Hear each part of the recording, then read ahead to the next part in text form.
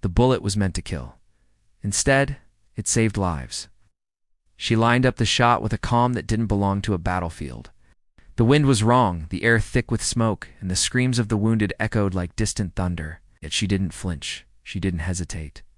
She pulled the trigger, and the world changed in a single, impossible moment. Before I tell you what happened next, tell me in the comments where you're rewatching from. I love knowing who's listening. Her name was Mara Ellison, and she was a nurse sniper in identity that sounded like a contradiction to those who had never watched war take its toll. She was trained to heal and trained to kill. The two skills lived in her the way two different languages live in one person each, used when the situation demanded it, each with its own set of rules. That day, the battlefield was a broken city, its streets cracked open like old scars. The sky was a bruise of smoke and ash. Buildings leaned like tired giants, windows shattered, walls stained with the dark proof of explosions. The ground trembled underfoot, not from the occasional shot, but from the constant low thrum of artillery, like the world itself was trying to shake the fighting out of its bones. Mara's team had been assigned to a forward medical post set up inside an abandoned warehouse. It was the kind of place that smelled like dust and rust and old fear. Inside, wounded soldiers lay on stretchers and blankets, their faces pale and tight with pain. Nurses moved between them with a steady rhythm, as if calm could be practiced into existence. Mara stood near the entrance, rifle in hand, eyes scanning the street. She listened to the chaos like a doctor listens to a heartbeat. Every sound mattered, the shift of gravel, the clack of a boot, the faint whine of a mortar shell in the distance. She was a healer, but she was also a target. The enemy had learned to aim at medical posts. They aimed at the wounded because they knew it broke the spirit, aimed at the healers because they knew it shattered hope. A burst of gunfire tore through the air. A soldier inside the warehouse flinched, clutching his side. Another shout came from outside. The team's medic, Jonah, lifted his head and yelled, "They're coming in! Snipers at the east roof!" Mara's stomach tightened. Her heart didn't race yet. It was trained not to. But her hands went cold. A young soldier on a stretcher whispered, "I don't want to die here." Mara looked at him. His eyes were wide, too young, full of the kind of fear that makes a person feel like they've been left alone in the dark. She wanted to tell him that he wasn't alone. She wanted to tell him the truth, that she was here, and she would do everything she could. But words were useless when bullets were flying. The enemy sniper was positioned on a roof across the street, and he wasn't just firing randomly. He was picking targets. He was hunting fear. Mara moved toward the window, crouched low, and looked out. The street was a war zone. Dust drifted through the air like snow, settling on everything. A group of wounded soldiers and medics were trying to drag a stretcher across the open road to the evacuation point. They were slow, they were exposed, they were perfect targets.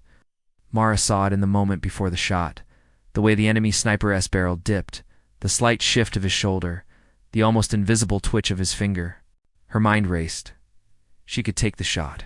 She could end the threat. That was what snipers were for. But the wind was wrong. The distance was long.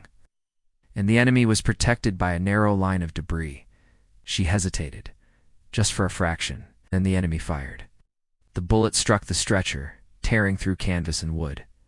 The wounded soldier on it screamed. The stretcher tipped. People stumbled.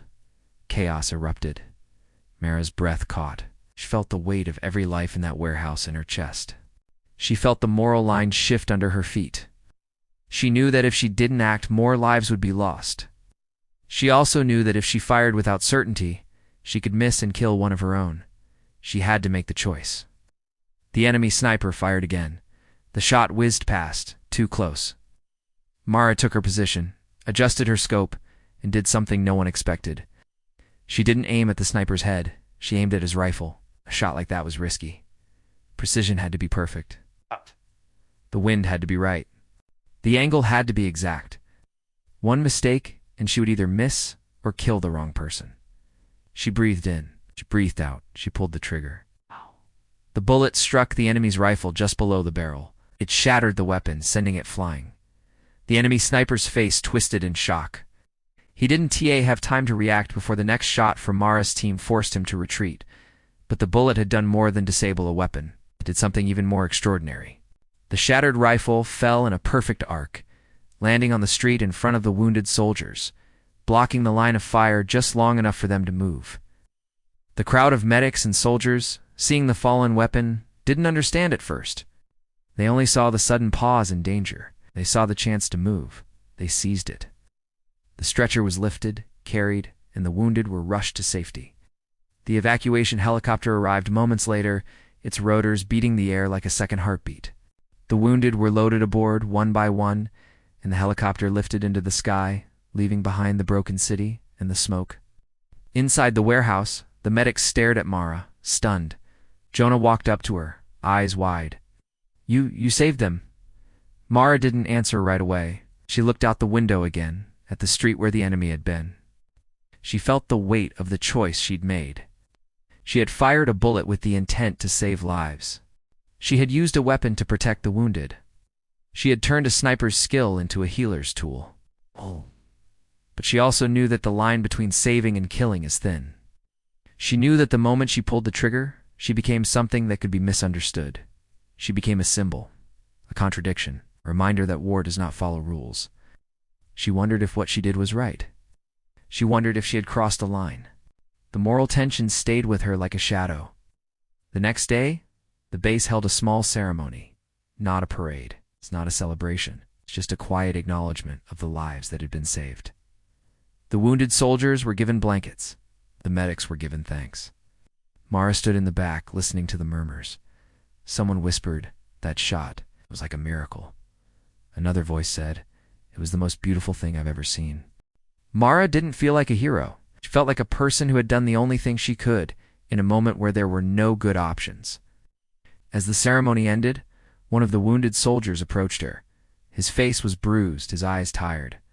He reached out and touched her hand. "Thank you," he whispered. "You saved my life." Mara looked at him, and for the first time since the battle began, she allowed herself to feel something other than tension. She felt relief. She felt a warmth that spread through her like sunlight. She smiled softly, because in a world built on violence, she had used a single bullet to create a moment of healing. And that was the most powerful shot she could ever fire, because the hardest battles aren't. T always fought with weapons. Sometimes they refought with the choices we make when no one is watching, because compassion doesn't vanish, it waits, and it finds its way back.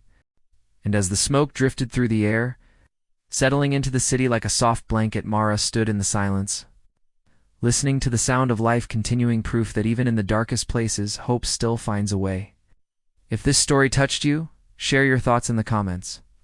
Subscribe to Whispered Words for more real mission stories, and stay with us because the next story might remind you that courage can look like mercy. Because sometimes the most dangerous weapon is the one used to save a life.